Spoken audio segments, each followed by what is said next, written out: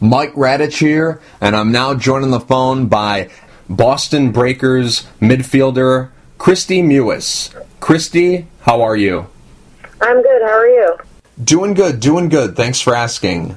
Kristie, the name of the game is really random. That's where I ask you a random question and you give me the real answer. Some of these questions are custom made just for you, and some of these questions are generic ones that I ask all the people I interview. So, here's the first question. Superpower you'd love to have? I think probably invisibility, maybe. Favorite movie? Titanic. Movie you've seen the most times? Lord of the Rings. Favorite color? Blue. Favorite guilty pleasure? Chocolate. Go-to song when you're singing in the shower? One of Justin Bieber's songs, probably. Last week was week 1 of the NWSL regular season. Your team, the Boston Breakers, unfortunately fell to the Washington Spirit 1-0. What were your thoughts about the game last week against Washington? I think it was a good first game for us. Not great, not bad. I think we did a lot of good things, and obviously we're still learning. We have a lot of new players. So I actually think that it went better than I originally thought it was going to go. I thought we were going to struggle a little bit more just because we all haven't been together for that long, and it's like a new coach and stuff like that. But I was actually pretty pleased with how we played. Obviously we wanted to win, but we did let in an early goal. But it's going to take baby steps for us, so I think we're in the right direction right now. Matt Beard is the new head coach of the Boston Breakers. What change or changes has he made to the team since becoming the head coach? He just brought some new energy. I think we just needed a new coach just for everyone's sake. Like we tried it with our previous coach Tom. We tried to make it work again, but I think we just needed a change. It was nothing against Tom. It's nothing against anybody in the organization, but we just needed a change, a new mentality, and I think that's what Matt is bringing. He's bringing a different style. Like, he has different techniques, different tactics. So I think it's really refreshing for us to have a new coach who has already, he's been working with women for years over at Liverpool. So it's refreshing, and all of us are, we still are feeling each other out and testing the waters and stuff like that. But I think it's going really well, and we're all really happy with how Matt has been doing, and we're all reacting really well. So I think it's been a good setup so far. Coming up on Sunday, April 24th, it will be the home opener for the Breakers. And since you're from Boston, I'm interested in knowing, because Boston Breakers, they've been around forever. As long as there's been a pro women's soccer league in this country, the Boston Breakers have been a part of it. Did you go to a lot of Boston Breakers games when you were a kid growing up? Yeah, I did actually. I went a lot. I watched Kristie and Lily play, and I went to a lot of the games. And then through college, I would train with the team in the summer because it was just really good training for me. So I've been kind of like in and with the organization since I was probably like younger, maybe like middle school, high school, and then like through college and stuff. So it's always kind of been, I've always been involved in the Boston Breakers. On Sunday, the Breakers will be taking on Seattle Reign, your kinda but not really former team. How do you think the team matches up against Seattle? Seattle's obviously a great team. They have a phenomenal midfield. We've been doing film all week, and we've been watching them, and we're trying to identify their strengths and weaknesses. But I think we can match up to them pretty well. We have a good game plan, and it's all just about who can use their game plan better in the game, because they don't have any advantage over us at all. We're on our home field. We both just lost, so we're kind of going to be at each other's throats, I'm sure, for the 3 points. But, it's just an opportunity for us to really just execute our game plan better than them, and that's what it's going to come down to. Last week against the Spirit, you were the vice captain. Now, what exactly does that mean, vice captain? Does that mean when the two co-captains aren't on the field, you get to wear the armband? And is this a permanent position for the entire year, or is this something that will change weekly? I think Whitney Engen is and Cassie. Whit will be in and out just with the national team and stuff. And then Cassie is a great leader in the back line for us.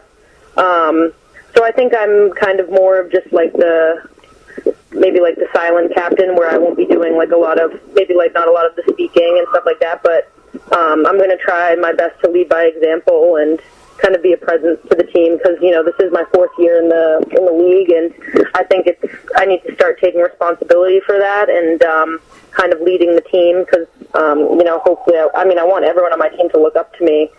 So I just think it's important for me to play that role, and if the team needs another captain or they need me to ever wear the armband, then I can have that option too. What's your goal this season as an individual player? I would say just to kind of be a leader, be a new influence for my team, and I want to be in a playoff team. I want to win the championship. I think that's what everybody wants. Everybody wants to win the championship. So I think probably just to be a good leader on the team, just improve in all my stats and stuff, get some more goals, stuff like that. So just any other goal that anyone would have. I noticed that you didn't mention trying to get back on the national team. Is that still a goal for you? Yeah, definitely. It's definitely my goal. That's like my long-term goal. I want to be back on the national team at some point, but the Olympic roster is looking pretty narrowed down, and I haven't been with them in a year now, so I kind of just have to take it slow and work really hard this season to fix my weaknesses, and hopefully eventually I'll be able to get called back in. But it's just I don't know if it's going to happen soon, so I just kind of have to work for if it does ever come again. You've scored one international goal. That was back in June of 2013 in a friendly against Korea. The game took place in Foxborough at Gillette Stadium.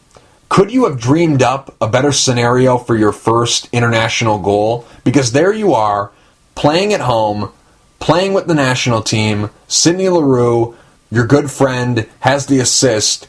Could you think of a better scenario for getting that first goal? No, it was kind of surreal. I didn't really even believe it when it happened at first. Obviously it wasn't the most beautiful goal ever, but it was still just amazing to be able to score in Foxborough. I had probably 100 people there for that game, and to get it from Sid, that was awesome because she's been one of my best friends for a long time now. So it was incredible to be able to do that there. Did you get to keep the ball? Yeah, I did. Is that goal that you scored against Korea, is that your most memorable goal? Because you've had a lot of memorable goals. Just off the top of my head, I think back to that goal you scored last year, the game winner in stoppage time versus Portland. That was a great goal. You chested the ball down. There was a collision a little bit before. The goalie got tied up, so you sent a blooper over the goalie's head with a lot of touch and dropped it in over the goalie. It was a fantastic goal. So you've had a lot of memorable goals during your career. What's been your most memorable goal? Probably the national team one, even though it wasn't, probably the best goal that I've ever scored, but still it just meant so much for everyone to be able to see it, and for Sid to deliver it to me, even though it was kind of a little bit of a fluke the way it happened, but that was probably my most memorable goal, I think. What motivates you in life and in soccer?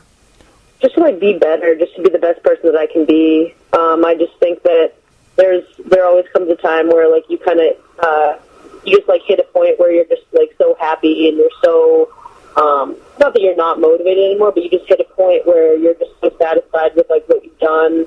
So I think that's just everyone's goal. You just want to be the best person that you can be, and that's what I'm aiming to do, because I just don't think I've hit it yet. So it's just kind of motivating to just really hit your peak and try to just hit that point in your life when you're the happiest.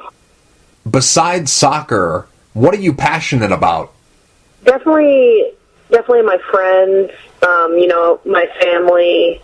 I don't have like too many hobbies. I mean, I love working out. I love, being outside. I'm obsessed with shopping. But my friends and family are really important to me, and just, staying in shape and being active, things like that. At what age did you know you wanted to be a pro soccer player when you grew up? Probably right when I started, just because I had all those role models like Mia Hamm and Kristie Mewis.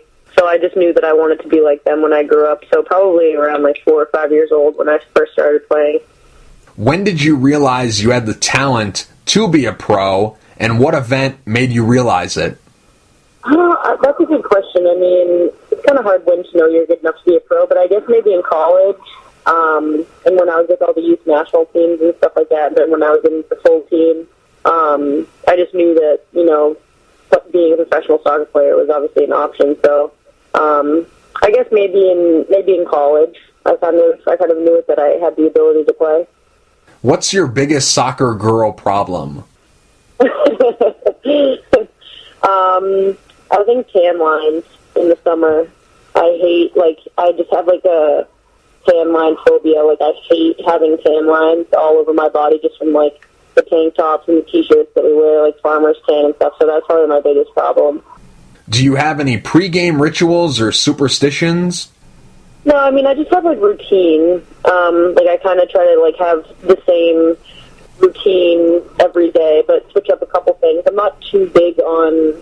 I don't have like really, really specific things that I do, but I try to keep it similar a lot. But I don't really agree with like just doing the same thing every single game day. So like I try to switch it up and see what works best for me.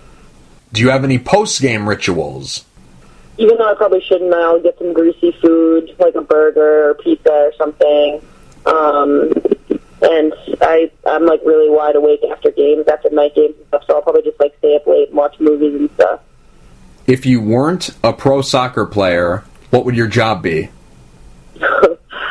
Maybe, I don't really know. I mean, maybe like a personal trainer or something physical, I think, because I don't know if I'd be able to sit in an office all day. But definitely something active, maybe like something outside or at the gym or something like that. Something just to like keep moving and stay active. I thought you were going to say model, because I saw you modeling off the new kits for Boston Breakers, and you were doing a great job. I wish. I wish. Have you ever worked a, quote, real job? Yeah, I've had like I had a funny one. I worked at Hollister for like 3 months of my life, and then I was just like, I can't do this anymore because I was so busy with soccer, because I could like never work. But I mean, I've worked at clinics and stuff. I've actually had my own clinic now. I had like a KM19 clinic in February. So that was kind of like my first thing that I did on my own or with my partner Darren. So we did like a clinic together, and that was probably the first like real thing that I ever did like with my like for myself. Your KM19 soccer clinics, do you do those during the season, or is that just an off-season thing? I'm thinking about doing one possibly in July. Obviously, I need to focus on the season right now, but I might, if I have like a weekend or a couple days free in July, I might do one in July, but as of right now, there's nothing set in stone. By the way, those shirts are so fetch. Those are great. Did you design those? Aren't they cool? Did you design those, or did Adidas send them over to you and you just okayed it? So my partner Darren, he kind of helped me out, or like helped me think of what I wanted to do with my name, or how I wanted to, like what I wanted my logo to be. So he helped me out with that.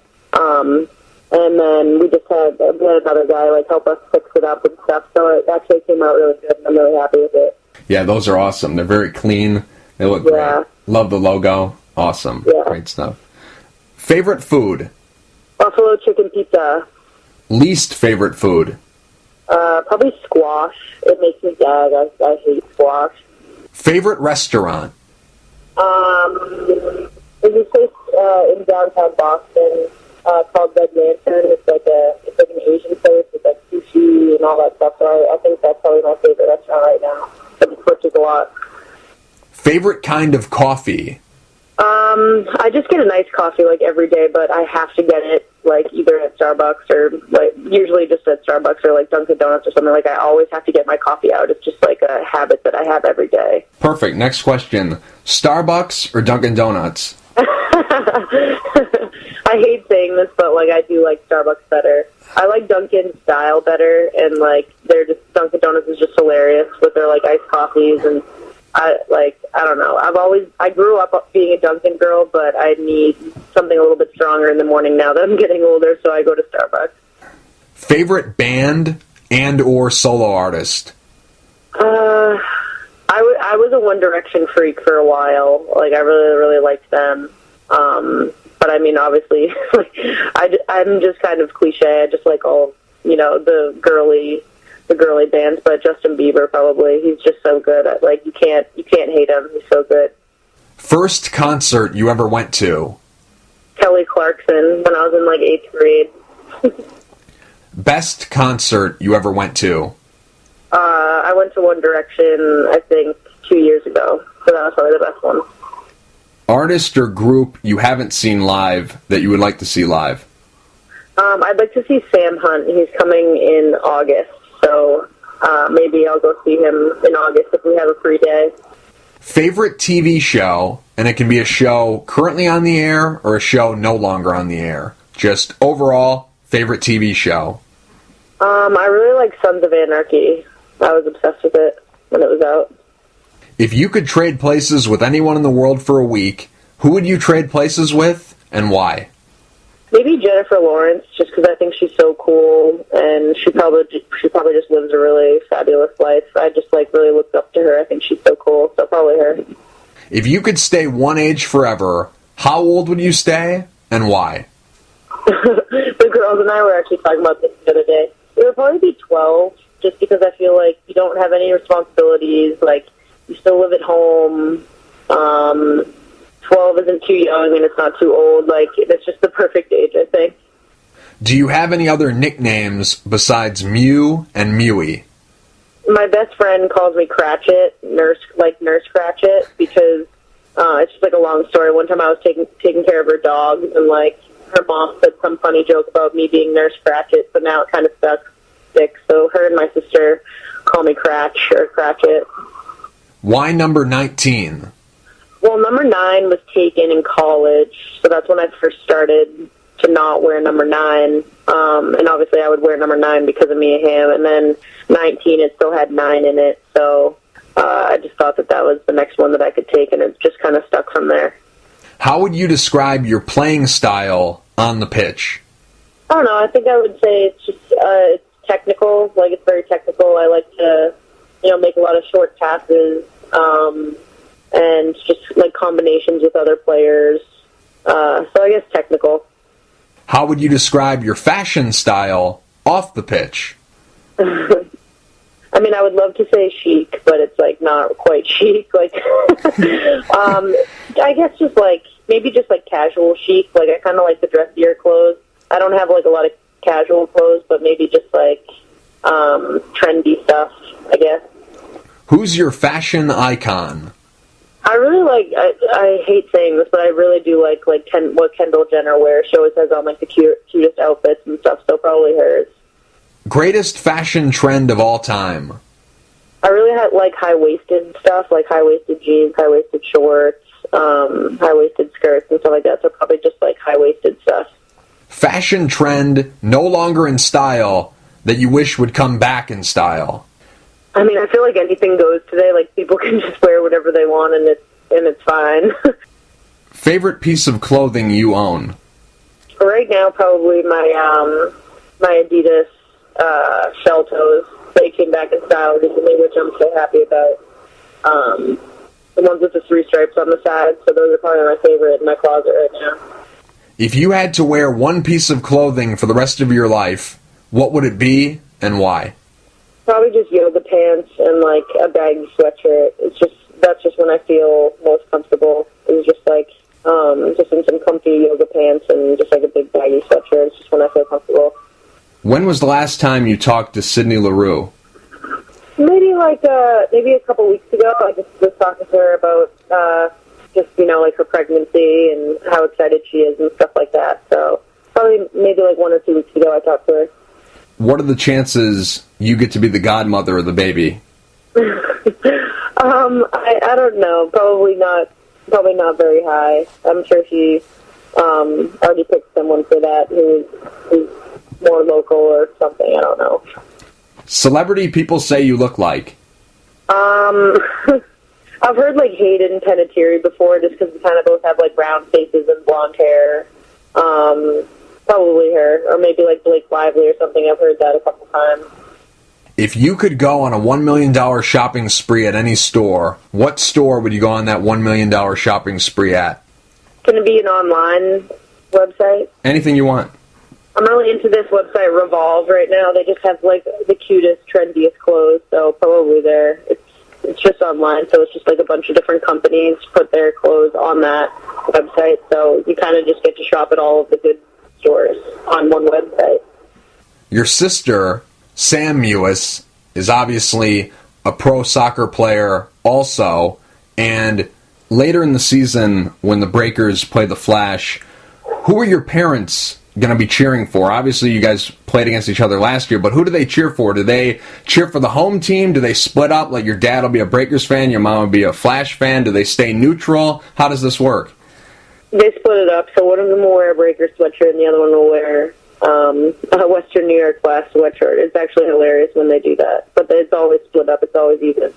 Your roommate is Stephanie McCaffrey. Why aren't you guys doing a web series? I think you guys would be great doing something like that. I find you two very entertaining. Is this something that's in the works? Have you been approached about doing something like this? Are you interested in doing something like this? I think we tried it once. We tried it like last year or something, but we just got too busy like with the traveling and the season and stuff like that we just like didn't really make time for it. But maybe this year we'll try. Okay. Yeah, we are pretty funny together. Yeah, I hope we get something because I think you guys would do great with something like that. I think you guys are very entertaining, and it doesn't have to be long, just 5 or 10 minute clips, that's fine. Just give us something. I think it would be great. Just hopefully in the future something like that happens. Now, favorite social media platform? I really like Instagram. I think like Twitter's kind of on its way out, but I really like Instagram just because pictures are worth 1,000 words, so I just love looking at everyone's pictures. In the bio section of your Instagram, it says only one word, and that one word is extremist. What do you mean by that? What is that referring to? I feel like I do everything and it's extreme, like I don't know, like if I'm working out, like I do it extreme. If I'm like eating healthy, I do it extreme. Everything that I do in my life, I just feel like I'm doing it like so intensely. I just feel like I'm a very intense person with like everything I do. So that's just why I did it, and I thought it was like funny to be an extremist. Have you ever Googled yourself? And if so, when was the last time? I think I like Googled myself the other day before our game because I was trying to find a picture to post for our game, and I couldn't find one anywhere else, so I had to use Google. Website you visit most often? Probably the Revolve shopping website, to be honest. Okay, I figured, but I had to ask anyways. Piece of technology you can't live without? My television. Some people are afraid of spiders. Some people are afraid of the dark. Some people are afraid of heights. What are you afraid of? I'm afraid of spiders, and spiders and snakes, I think, are my biggest fear. I just think they're so disgusting. What's your pet peeve? I hate when people don't pick up after themselves. Person you look up to the most? I guess in a soccer sense, I look up to Messi because I think he's really good. What's your hidden talent? I used to be a gymnast, so I can do backflips and stuff. That's probably all I got. Number one thing on your bucket list? I really want to go to Paris. Kristie, last question. If you could change one thing about the world, what would you change and why? I think a big problem in this world is judgment, people just judging other people, and it is a normal human thing to be judgmental, I think, but I think if we could just erase that, then maybe the world would be a better place. Kristie, thank you for taking the time to talk. I really appreciate it. Okay, thanks so much, Meg.